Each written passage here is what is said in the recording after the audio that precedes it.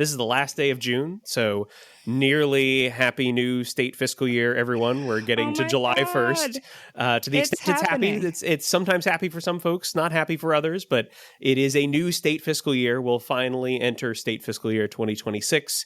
Phil, we are recording on state fiscal year eve, and I myself will be leaving milk and cookies out for you, because I'm assuming you go around and bring the good news of all things state budget, which is why I'm having you on the show.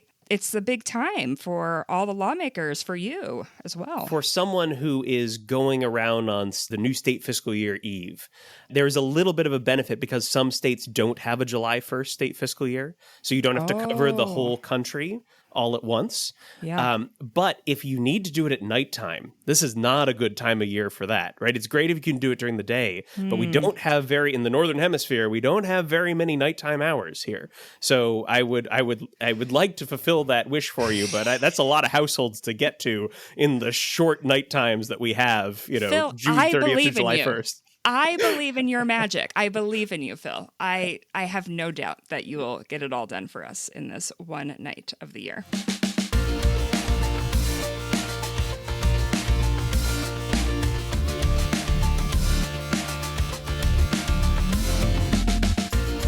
Welcome to New Hampshire Has Issues, a podcast that dares to ask, can we make a conversation about the state budget super interesting?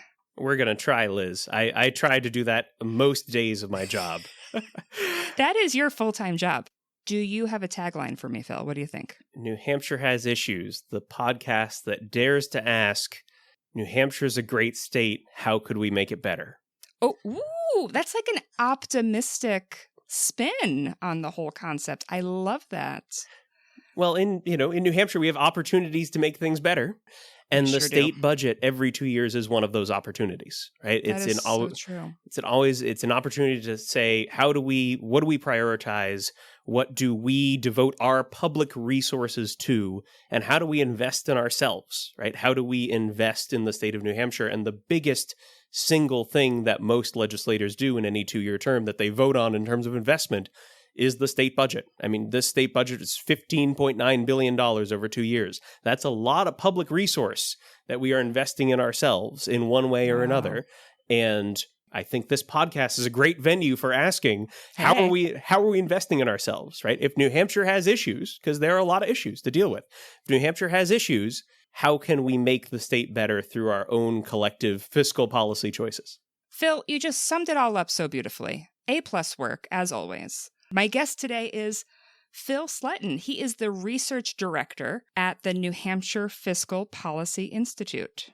Phil, welcome to the show. I am so happy that you are here. Thank you, Liz. It's great to be here. Thanks for having me on the show. Of course. There is literally no one on planet Earth I would rather have on this show talking about the state budget. And I'm not even going to apologize to everybody else on planet Earth because, Phil, you are the expert on this topic. You've come up on the podcast before. You came up in the childcare episode with Ken's Nicholson, where, gave you a shout out for the work that New Hampshire Fiscal Policy Institute does. But I brought up a moment where I had sent you an email, the question, and you responded within 4 minutes. I don't know if you remember that, Phil. I do remember this, yes.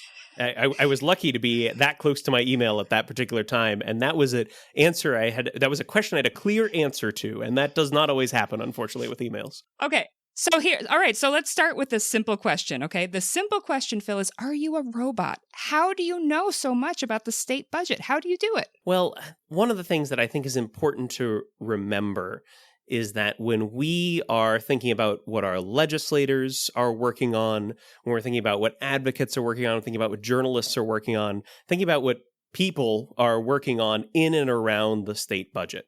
Lobbyists, community leaders, people who are thinking about how the state is funding their town, they're on the school board or they're on the select board or a city councilor. They have a whole constellation of things they have to think about, right? Yeah. They have to think about, what's going on relative to the state budget and also with our legislators. maybe the job that they have, right? Or what's happening in the other committees, or what's happening in their town, or what's happening in their family, or what's happening on the other bills they may be following. At the New Hampshire Fiscal Policy Institute, we track a lot of material, but because of the name, you heard the name fiscal policy right in there, New Hampshire Fiscal Policy, and the biggest piece of New Hampshire fiscal policy is the state budget. So we take, and I say we because it is not just me, there's a team of now 8 of us here at NHFPI. Oh my God. Yes, Ooh. it's fantastic. There were times when there were just 2 of us. I remember those times, yeah. Right. So now with 8 of us, I mean, the example that you just gave about the 4-minute reply, I was able to reply to you in 4 minutes, but it was a piece of research that senior policy analyst Nicole Heller had put together. I just happened to know where it was, right? Yep. So it is a team effort to know the state budget as well as we do here at NHFPI. And it is a cornerstone of our work. It is a key part of our work to understand what's in the state budget and explain it for folks, unpack it for folks, because we're talking about 1,000 pages. Most of them are just lines of numbers next to standardized names that don't really describe what it does, right? They don't really describe what's happening. And then 200 pages of text, depending on what's in the trailer bill, right? And the length of the trailer bill. Yeah. So there's a lot to sort through, and everyone is affected by the state budget. All those folks I listed, they all are busy. But we keep ourselves very busy with the state budget. And that means that we can be a resource for everyone else who wants to know about the state budget. They don't have to learn all the nitty-gritty details. We can, and we can unpack them and explain them. So we don't have to be robots because we've devoted the time to this because it is the biggest piece of New Hampshire fiscal policy that happens, and that's what we're here to do at the New Hampshire Fiscal Policy Institute. I heard you not say yes or no on the robot question, so I'm just going to say it's still maybe. If I'm a robot, I don't know, right? Welcome to Westworld, folks. That happens in science fiction, right? But as far as I know, I am a human. So state budget, that phrase, is not like the most exciting thing ever. And I'm someone who actually watches these meetings, I read the reports and everything. What would be the best way to describe what a state budget is to, the vast majority of people who are not paying attention? So the state budget is how we decide where to allocate public resources at the state level. What do we spend money on? How do we raise that money? How do we organize that spending? And when I say organize, that sounds dry. That sounds like, you're talking about what part of the spreadsheet it's in. But all of the spending decisions are trade-offs, right? So in one document, we are deciding, where do we allocate resources? Do we put more here? Do we put less here? And that's all tied together in the state budget. The state budget funds most state operations for the next 2 state fiscal years. The fun parts of the state budget, I say fun somewhat facetiously, in that not all state spending is actually in the state budget. It's not that simple that you can look at the state budget and see everything the state does. Okay. Yep. But the state budget is the most comprehensive reflection of how we decide to spend public dollars in society. And it's done in one document so that all the trade-offs, or at least most of the trade-offs, can be in one place and made in one place. So in concrete terms, what does the state budget fund? About 2/3 of it are health services and education services. So when we think about what the state budget does, about 44% is the Department of Health and Human Services and the State Veterans Home, right? So that's your food assistance program, your Medicaid, right? Almost half of Medicaid enrollees are children. Wow. And food assistance benefits, some housing supports, the public health services, community mental health services, services for folks with developmental disabilities. That's all in that health and social services part of the pie. And then another quarter, roughly, is education. And education includes funding for local public education, at least the funding that comes from the state, which, as listeners to your podcast know, is only a portion of the total funding that is used by local public education. Shout out to the Zach Sheehan episode. 70% of local public education is funded by property taxes that are raised locally. Right. Yep. So only a portion comes from the state, and also funding for the public university system. And then the rest we can see justice and public protection. So think your Department of Safety, Department of Corrections, right? Transportation. So all the transportation infrastructure in the state and the operations of the Department of Transportation. Resource protection development. So think Department of Environmental Services, Department of Business and Economic Affairs. these entities that exist for specific purposes that are state functions. And then general government, Department of Treasury, Department of Revenue Administration, Department of Administrative Services, fun organizations like that have pretty broad scope. So, that's all in the state budget. But the reason the state budget is one thing, is one single set of decisions, is because it is the collection of all of those trade-offs as to how the state government is going to serve the public through public investment of public resources. And those trade-offs can happen every 2 years. The budget is a 2-year, essentially a 2-year document, and then the cycle repeats every odd-numbered year. Correct. What will happen is the state agencies actually start working on their budget proposals in the summer of even-numbered years.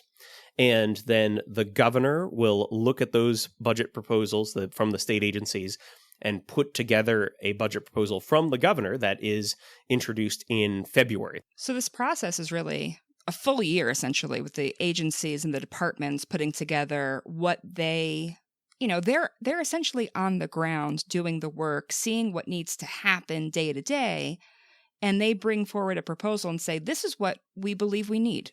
What do you say to folks who compare a state budget to a household budget? I've heard this comparison made. There are parts of that I like.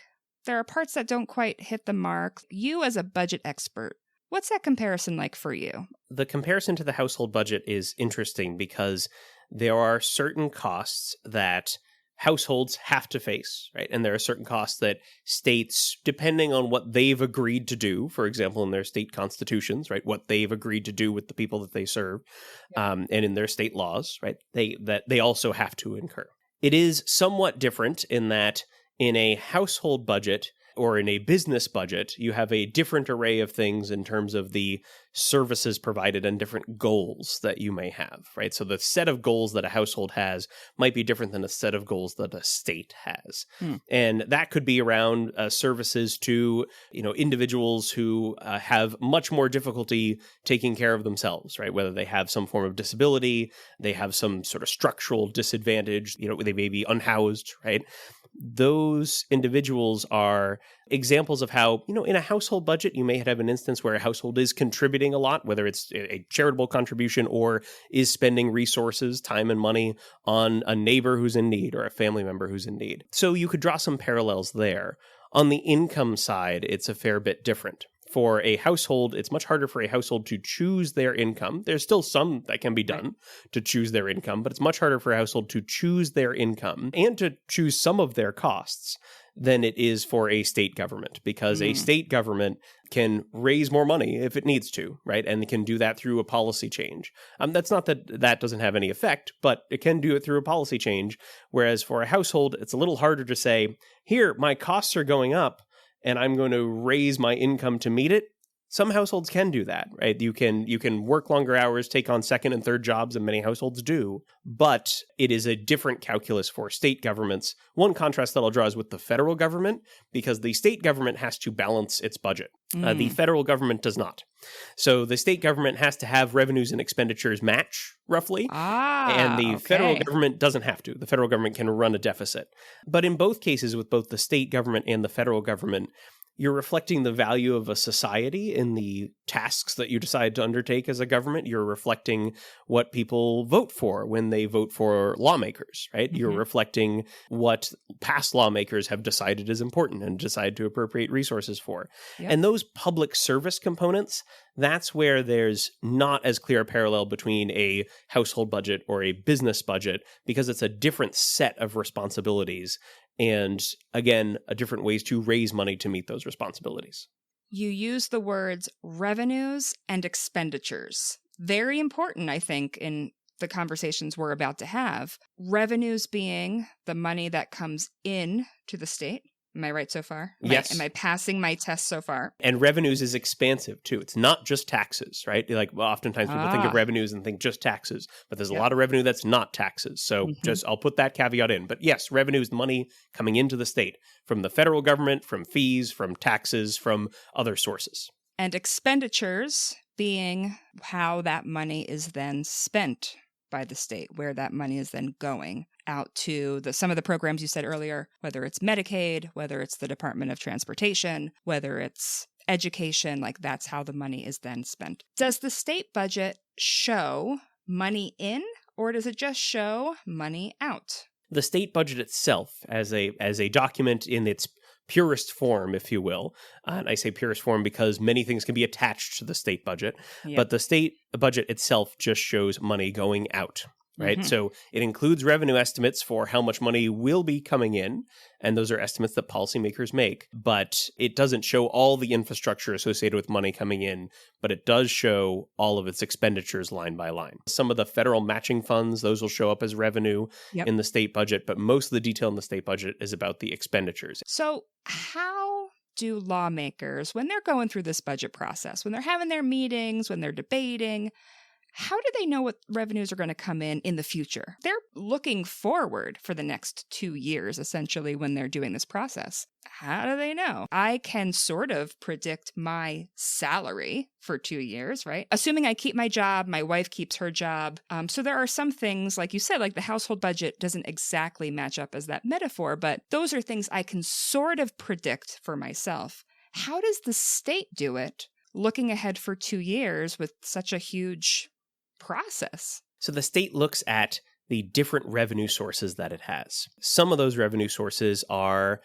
tax revenue sources. So they're legislators, particularly legislators on the Ways and Means committees in both the House and the Senate, will look at what's the economy looking like, what might tax revenues associated with, for example, meals and rentals tax revenues. That's when you go out to eat and you pay 8.5% on your restaurant bill, or you stay in a hotel in New Hampshire and you pay 8.5% on that hotel. How many people are going to be going to restaurants and using hotels, right? So that's a revenue source, a tax revenue source that they will project. They'll say, we think that's going to be 3.5% growth in the first year and 2% growth in the second year because, as far as we know, the economy's going pretty well, and we think that people are going to keep vacationing in New Hampshire, keep going out to eat, and we think inflation's going to be about this. So that's what we'll anticipate. Okay. The road toll, or colloquially known as the gasoline tax, but also applies to diesel. That is how many people are driving, how far are they driving, how many people are driving into New Hampshire to go vacationing, how many people are commuting by car, what portion of the time, right? These are all things that legislators can consider and do when they're producing their revenue projections for some of those key tax revenue sources. Some of it's non-tax revenue sources like liquor commission and lottery commission revenue. How many people are going to be buying liquor from state liquor stores? How many people are going to be using scratch tickets or playing mobile lottery games or playing Keno, right? And some of it is structural relative to the federal government. About a third of the state budget is funded by federal transfers. So what does that mean? That means that the federal government has a program where it gives grant money to the state to operate a certain program. So Medicaid, the single largest program the state operates, right, provides health coverage for about 185,000 people in New Hampshire. That is a federal matching program, meaning that for most aspects of the program, the state spends $1 on someone's health coverage, on someone's health services, and the federal government matches that dollar. And then those $2 go to fund health services for one of those roughly 185,000 people in New Hampshire. So that's federal money. That is revenue to the state. And we're talking like $2.4 billion in revenue last fiscal year 2024, I should say, because we're on the cusp of fiscal 2026. By the time this publishes, it will be 2 fiscal years ago. Yeah. Right. So I had to ensure that I was being precise here. That revenue comes in and is revenue that the state uses for services, right? That is another form of revenue, but it's dependent on federal law. And it's dependent on the federal government deciding they want to continue spending money on that. Right. So there are several different ways that policymakers, when they're looking at what does the next 2 years look like, they have to consider what the economy looks like, how the economy interacts with the tax revenue sources, how people's behavior interacts with other revenue sources, and what is the structure of federal funding that's going to flow into the state. So they're really predicting a lot of people's behavior. And I mean that quite literally, of whether or not people are going to come visit here, whether they're going to spend time in the summer or leaf peeping season, right? Like, are they going to drive here? Are they going to spend time here? Are they going to buy meals here? But also people in DC who want to change policies. Like, they have to predict how those folks might behave and whether or not they want to fund certain programs at the same level or at the level that they predicted. Phil, how do they do this? How do they know how much money is going to come in on things like lotto tickets? That seems like gambling on gambling. Well, the future is the hardest thing to predict. So the policymakers who are thinking about, who are on the Ways and Means committees in the House and the Senate, for example, they will do what they can to learn about the economy, collect economic forecasts, think about how that interacts with like business tax revenue. Yeah. They also rely on state agency personnel in the executive branch who know a lot about these federal grant programs and who are keeping track in many cases of what's going on in DC, right? And how things might change. And they might look at other states, right? So when states expand, for example, video lottery terminals, which are in the new state budget that takes effect tomorrow. Video lottery terminals are things that other states have done, right? Expanding the opportunities for people to gamble more in the state. So it is a gamble to say how much revenue are we going to collect in New Hampshire in video lottery terminals, because New Hampshire's not Ohio, right? New Hampshire's not another state that has expanded video lottery terminals. But you can look at those numbers and say, okay, so there was this increase in Ohio. Ohio has these states around it that do or do not have something similar. So what might we expect in New Hampshire? And do a little bit of math to project that. It is complex. There's always guesswork involved. Right. There's uncertainty. And usually when there's uncertainty, you might want to provide a range.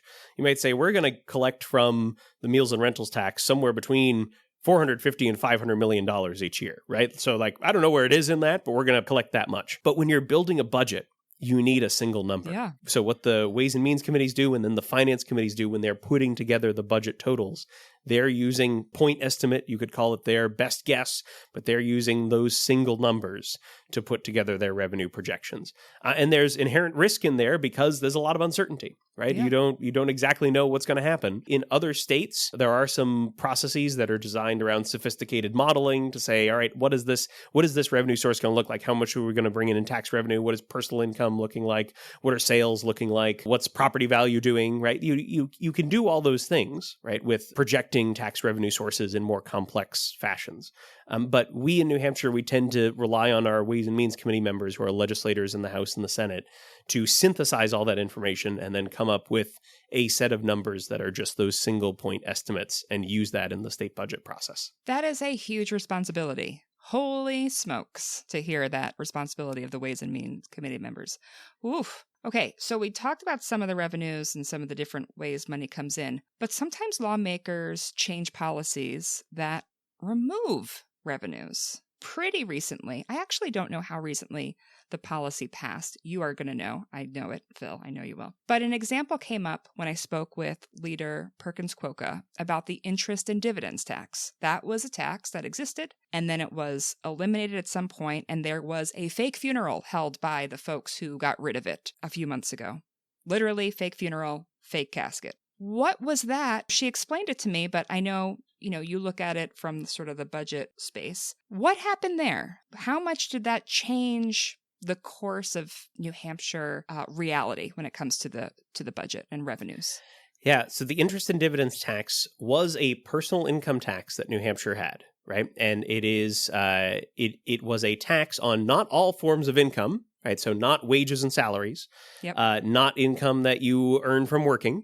It was a tax on income generated by wealth, right? So to pay this tax, you had to own something that generated money for you, that generated income for you. Different from, for example, a capital gains tax would be if you sold something, if you bought something at a lower value and sold it at a higher value, like a stock, that would be a capital gain.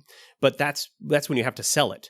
This is income generated from holding a stock and, for example, earning dividends or distributions from it. So you have ownership in a company, right? Or you have, imagine if you had a lot of savings in a certificate of deposit, right? I'm going to try to imagine it, Phil. I'm going to try to imagine that world. Okay. If you had a lot of savings in a certificate of deposit, enough so that it generated more than $2,400 of income for you that year, with an interest rate, right? That was generating that revenue for you. That would then mean that you had to file, although you're in a partnership, so you would be if you're filing jointly, it would be $4,800. You would have to file interest and dividends tax back when it existed, because that was the filing threshold. If you were 65 or older, if you were legally blind, if you had some form of disability that prevented you from working, there are other caveats there too. But basically, if you had that asset that generated more than $2,400 or for joint filers, $4,800 in income without you selling it, without you maybe even touching it, maybe you manage it and move it from one investment to another. By it just existing, by it just being there. By you owning that amount. Yes. Yep. Then you would pay interest and dividends tax on it to the state of New Hampshire. Now, I say the $2,400 and $4,800, and you might be thinking, well, that's not a lot to have in a CD. I know. But that's not the amount that's in the CD. That's the amount that's earned from the CD, or that you earn from owning stock, or that you earn from owning a share of a company that's paid in dividends and distributions to you. Basically, a portion of that company's profits that they then say that we're going to send this back to our shareholders. How much would need to be in a CD to actually have made $2,400 by it just sitting there? So let's consider a 5% annual return on your CD. And the interest and dividends tax from 1977 to 2022 was a 5% tax rate. So those happen to be the same number, but that doesn't really matter. Easy to remember. Right? Love that. Yes, yes. So if you were paying $1 in interest and dividends tax, then that would be 5% of the amount that you earned in interest and dividends tax. So that would be $20. Okay. If you earned $20 in taxable income, and let's back out then your $2,400 exemption, then you'd have $48,400 generating that $20 at that 5%, right? Because your first $2,400 is free, and then earning 5%, you would have at least $48,000-ish that would be generating that. Now, there are a lot of people who paid, when it existed, a relatively small amount in interest and dividends tax. But more than half of the income from the interest and dividends tax that the state collected came from people filing who had more than $200,000 in interest and dividend income alone. Alone. So not counting salaries, not counting wages, not counting capital gains. I did not imagine that much money in my imaginary scenario of myself. I did not imagine having that much alone, just sitting there. Oh. But that's not the $200,000 that's generating the money. That's $200,000 that has been generated by the wealth. Phil! So... Oh my God. So... Okay. Let's do the math. Say you have a 5% interest rate. Pencil behind my ear for this very thing. I'm ready. Go for it, Phil. I'm ready for the math. Whew. So let's say you have 5% return on this. And this may not be a CD at this point. This may be, again, a stock dividend, right? Or an annuity or something like that. I'm literally writing it down, Phil. Yes. Okay. I'm loving it. Yes. So if you are earning or collecting, because sometimes economists will call this unearned income. If you're collecting passive income of $200,000 or more, then at 5%, you're talking about $4 million in assets that are generating that income, right? And 5%, with today's interest rate environment, is a healthy but not insurmountable return. You could get 10%, you could 12%. Then you're talking about only more like $2 million, right? A smaller amount. But if you're talking about the, average annual return in terms of dividends and distributions from like the S&P 500, so let's use numbers from 2020. I have those in front of me. That dividend average was 1.5%, which means that if you had $200,000 or more in taxable dividend income, then you had probably about $13.4 million in the S&P 500 average return that year. So it's important to remember that when we're talking about the interest and dividends tax, oftentimes we're talking about how much revenue it's generated for the state. And last fiscal year, that was $184.6 million, right? It's not nothing. That's not nothing. And we can talk about that in context too. But more than half of that money came from a relatively small number of filers. We're talking about, I think, roughly 2,500 filers who reported more than $200,000 in interest and dividend income. So that means that those filers who are paying more than half of the revenue collected by the interest and dividends tax is not more than half the filers. There were many more filers, but it's more than half the revenue collected by the interest and dividends tax. Probably had millions of dollars in assets that were generating that taxable income. And again, it's not the whole $200,000 was taxed. $200,000 in taxable interest and dividend income meant that at a 5% rate, you're talking about paying $10,000 in taxes. That was a lot of numbers for a podcast, Liz. I'm sorry. Phil, my brain has exploded. Please believe me when I say my mind is boggled. I wrote things down. I cannot believe how much money we are talking about. And I say that, Phil, because I have heard folks say, my family makes less than $200,000 a year. I don't want that tax to happen. It's like, that's not you. It was not impacting you. Right? Like you could have savings or, stocks or so forth, but just on your salaries, just having jobs that where you and a spouse together make less than $200,000 a year, and that is the money that you have. The interest and dividends tax had nothing to do with you, if that is the case. Right. If you are just earning money from a salary and wages, then the interest and dividends tax is not affecting that. You have to have wealth that generates income without you selling it.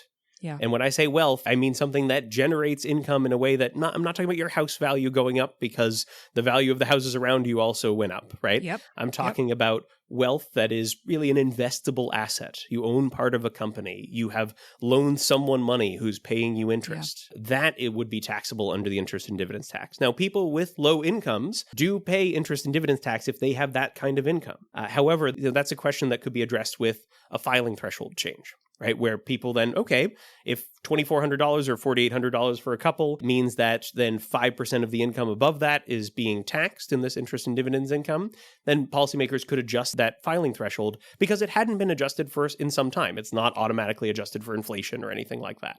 Yeah. So that's something that policymakers can adjust, and they have adjusted it, filing thresholds for business taxes, for example. Most of the revenue, again, the majority of the revenue, comes in tax payments of $10,000 or more from individuals and joint filers who are earning $200,000 or more, or again, collecting $200,000 or more from the wealth and assets that they own, which is probably almost has to be millions of dollars to generate that sort of income with any sort of reasonable percentage return on a usual asset. And again, the state is getting $10,000 of that, if you will, under the interest and dividends tax, or was until January 1st, 2025, when the interest and dividends tax was repealed.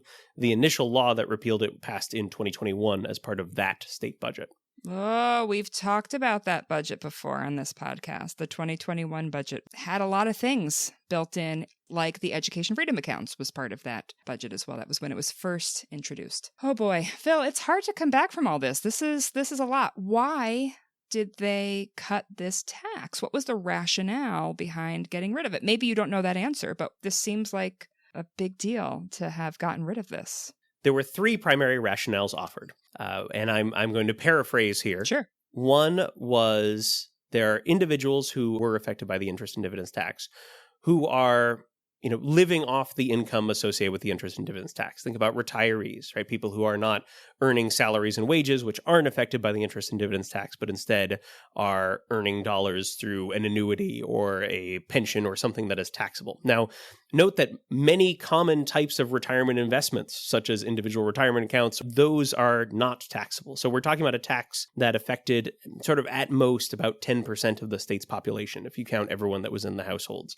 So this is not all retirees by any stretch, right? But for people who have certain types of investments, then this would affect their retirement income. And if that's the only income that they have, then this is a 5% tax on it over that certain low threshold. The second rationale offered was around attracting investors. Bring investors to New Hampshire, people who are high wealth individuals who want to come to New Hampshire and may, because of their proximity to other opportunities for investment in New Hampshire, may want to invest more in New Hampshire as opposed to if they lived in another state that did tax their interest and dividend income. And then the third reason that was offered was really more of a principled reason of we say we are a state without an income tax, so we should not have an income tax, right? And this is an income tax on personal income. So those were the three primary reasons that were offered in the public policy discussion. And I'm paraphrasing, right? Yep. I'm paraphrasing as best I can, but those were the reasons in summary. But we can say we don't have a sales tax, but we do have a tax on our meals, right? For when we buy something, that is a tax on the sale of meals? When we buy meals, when we buy houses, when we buy tobacco, right? Tobacco products or cigarettes. But yes, we do have taxes on transactions that are sales. We don't have any sales tax. We have transaction taxes. I see. Well, when you buy a house, both the buyer and the seller pay real estate transfer tax.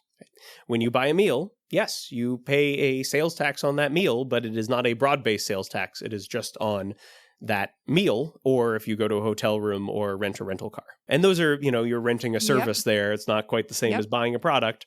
But when you buy a meal, starts to look a lot like a product, especially when you are buying a rotisserie chicken at Market Basket, right? There's a service associated with it because they've prepped it for you, but it is also a product. But that same argument with interest and dividends taxes, it's not a broad-based income tax because it's only a select group and small amount. Mind-boggling. So revenues have changed. Have there been other changes? Yeah, so the interest and dividends tax repeal was the one that had the largest impact on this state budget specifically, right? Because we're going into the first state budget where we haven't had the interest and dividends tax. First in a very long time, because the tax was established back in 1923. Wait, 1923? Yes. Oh my God, Phil. So 102 years. Am I doing my math correct on just the years? Yes, you are doing the math correct on just the years, and I just checked to make sure. 1923. It was established in 1923, and again, it was 4% from 1923 to 1977 when it was increased to 5%. And then it was 5% from 1977 to 22 when it started phasing out as part of the 2021 state budget. And the 2023 state budget accelerated the phase out. Okay, so no one has been around for New Hampshire state budget without that revenue in some capacity coming in until right now. They certainly haven't been a policymaker because presumably they were very, very young in the late teens and early 20s. Well, we know what the average age is over at the State House, so it's close, but not quite. So that has happened from 1923 until this year, and now it's gone. That's a big one. It's the largest one. There have been some other changes as well. This year, we've seen business tax revenues be lower than they have been in immediately prior years. Indeed, for a lot of state fiscal year 2025, state revenues from business taxes were down, between 15 and 20%, depending on which month you looked at.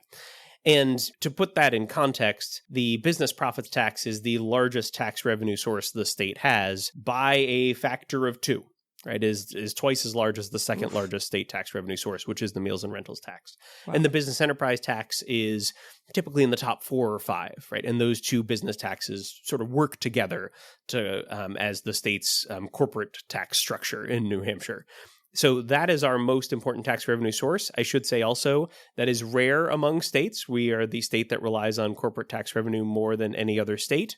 It's about 36% of our tax revenue in New Hampshire comes from corporate taxes, the business profits and business enterprise taxes. And we are the only state where that is our largest source of revenue, unless you, I won't even get into that.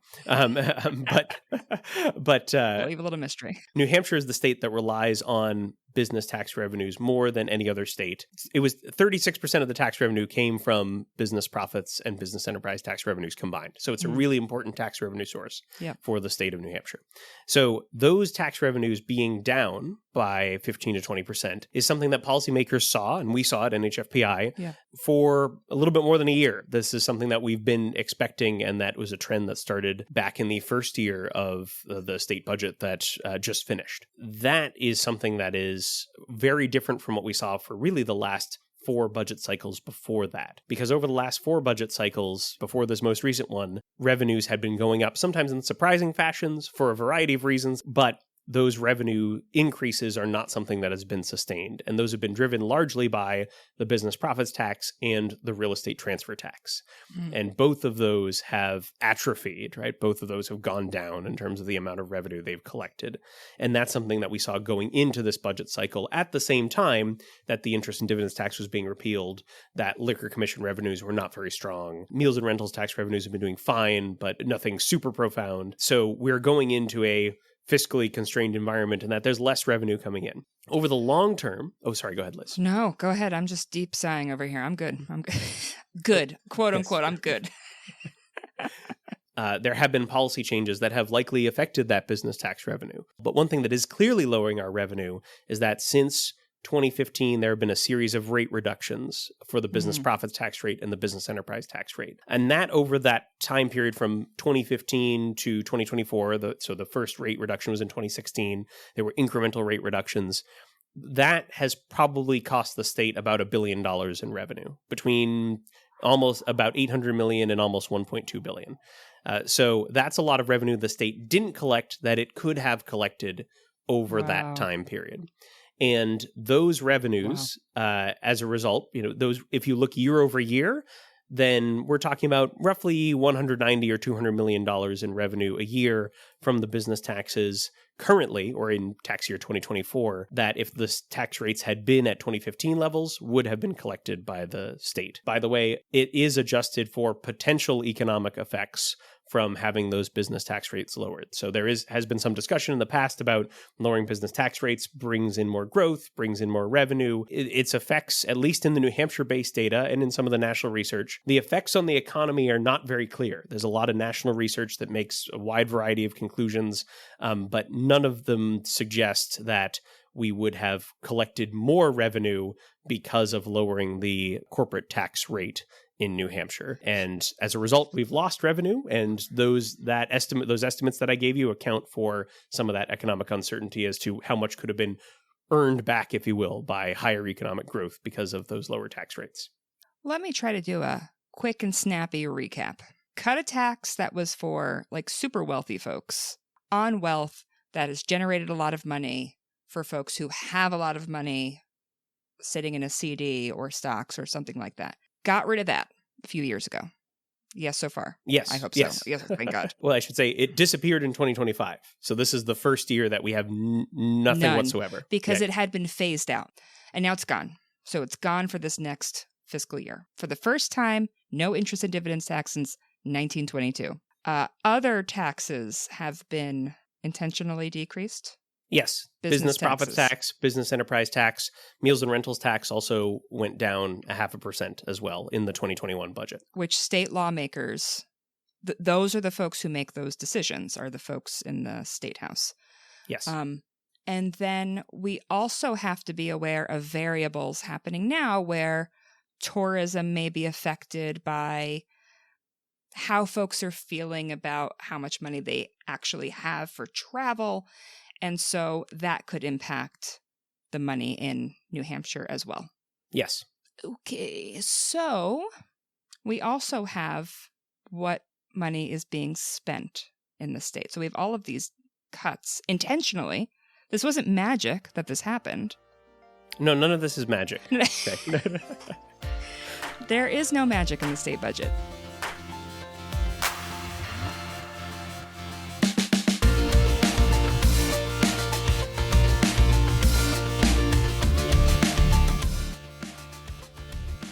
What other big debates happened in the state budget? And I know we're way over time, Phil, so if you need to go, I totally understand as well. Yeah, I'll probably need to go around 6, but it's my fault that we're way over time. You're doing great. You're doing great.